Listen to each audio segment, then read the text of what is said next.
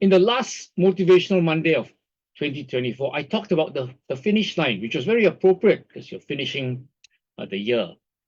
And I said that the finish line is not the end, but actually to help me start better. It's not a line with an end point, but actually a circle, a continuing virtuous cycle. And when we get better, what was once hard actually gets easier. And so last Saturday at our monthly alignment meeting, we heard Shu Yan share that, after 14 years with New Skin, doing the work to get 10K monthly personal group sales volume, looking forward to setting that goal to 20K. We heard her share that she had no heartbreak in 2024, no heartbreak. Now, not that there were no heartbreaking incidents in 2024, but that she had become more resilient, that she has developed the capacity to handle disappointments.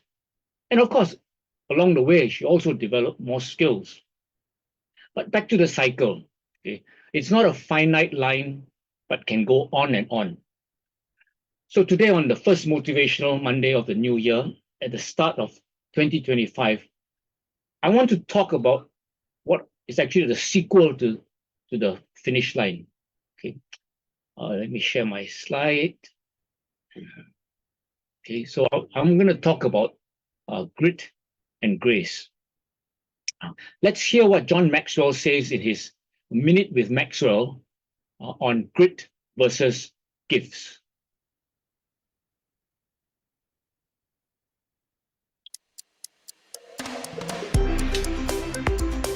My friend Linda Kaplan-Thaler wrote a book called Grit. Love the book. Love Linda. John Maxwell here. Welcome to Minute with Maxwell. And basically, Linda says that if you have some tenacity, if you have some grit, it'll help you overcome some of the deficiencies in your life or my life. I mean, we all can't be the smartest person in the room.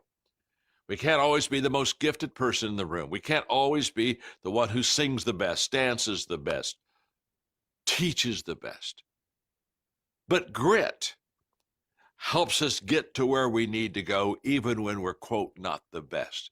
In fact, I will tell you that in most races of life, grit many times wins over best.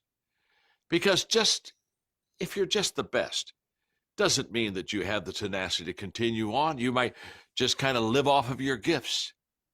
And if you live off of your gifts, you'll never accomplish what you can if you live off of grit. So just, hey, go inside of yourself, last a little longer than other people last, start a little longer than people start. I mean, just get in that game and let grit take you where others just don't go. And when you finish, grit wins, almost always, over giftedness. I would rather have grit and less gifts than a lot of gifts and very little grit.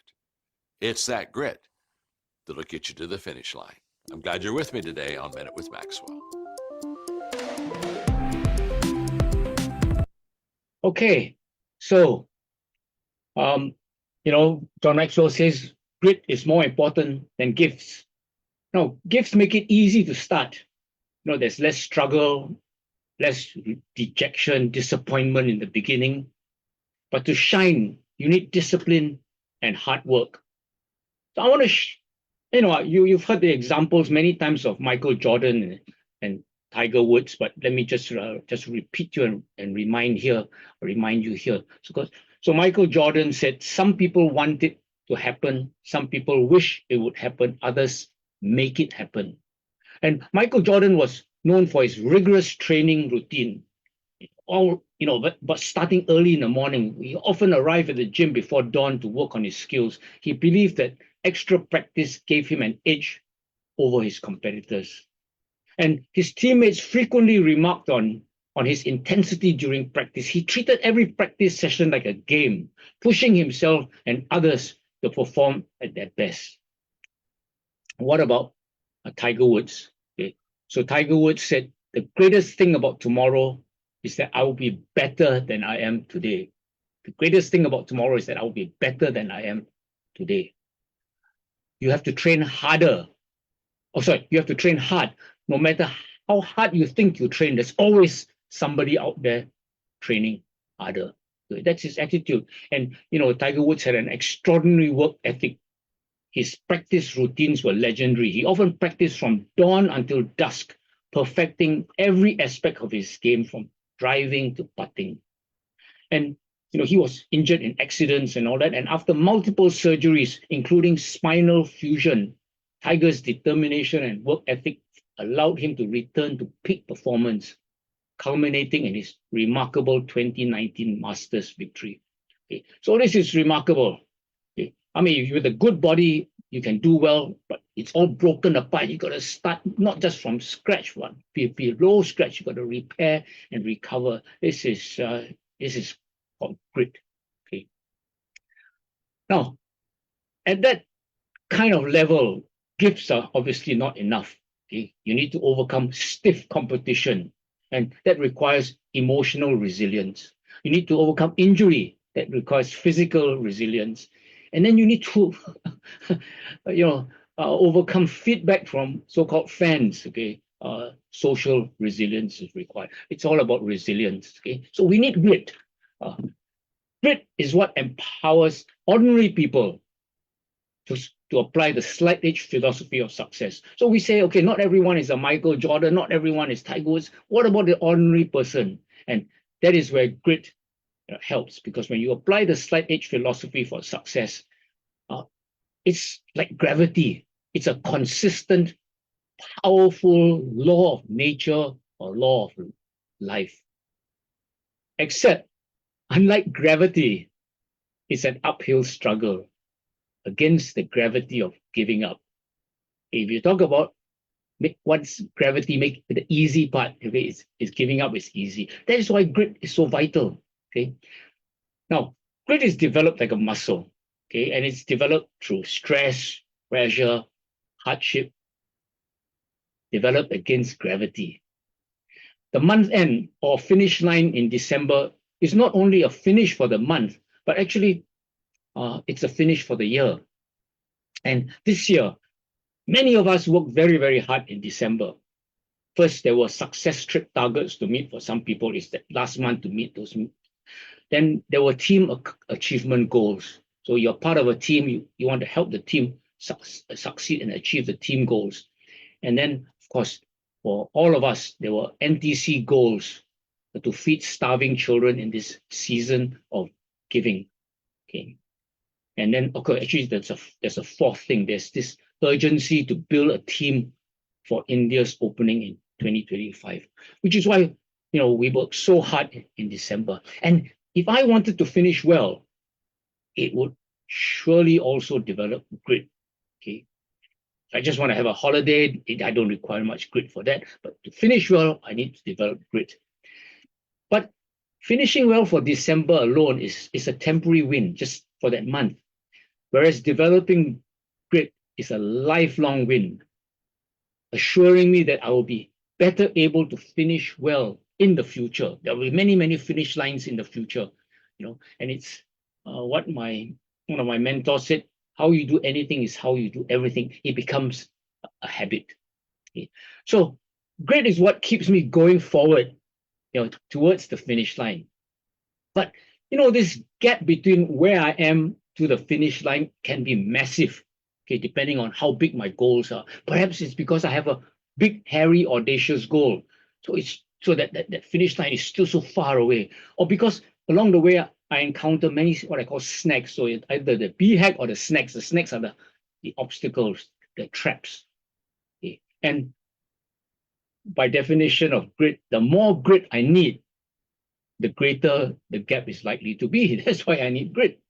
And if you're a Christian, you know that we talk about the chasm between man and God that is too wide to jump across. Hence, we are saved by grace, not by mere works or action. You jump how you jump, so you can't cross that gap. We are saved by grace. And so this is where I get to discover grace in the success mantra. Okay, the success mantra says intention plus action plus grace. Now, the strategy for December was very sound. Hit the month's goals by midpoint so that we can celebrate Christmas early and then party with friends and family for, during the second half of December. But, on the 27th, for my team, the gap was still impossibly great. And I wrote in my morning pages on the 27th of December, I said, at the state of my team elite leadership teams, it will take a miracle for me to hit team elite. But grit kept the intention and the action going. Okay, it was grit that kept us going, the team going, instead of just giving up. And once we kept going, it attracted grace. Okay, so grace comes in when, when the universe, when God sees that this is serious for you, because they see the intention, they see the action. Well, miracles came. Okay, my OSV numbers of my 3 critical leadership teams doubled in 4 days. Okay, doubled in 4 days. And at 9:40 p.m. on the 31st of December, we had qualified as Team Elite for December. Now, what I'm proud about was that the result was not merely transactional. That means we met the numbers, but actually transformational. Is how we did it. The team members actually became bigger as a result of this exercise. Because getting the numbers is a one-time result.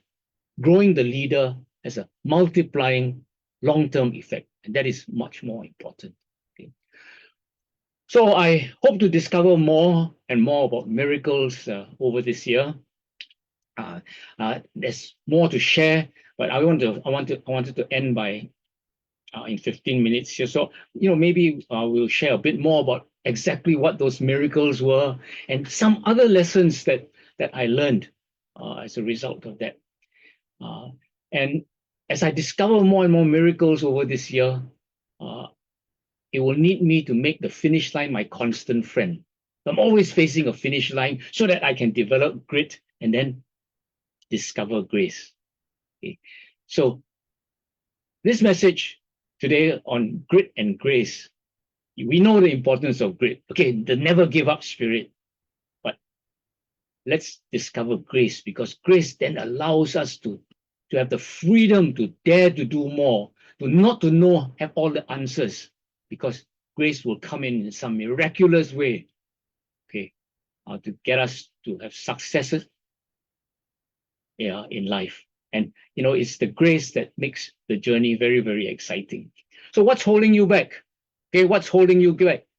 It's time to let go, and let God.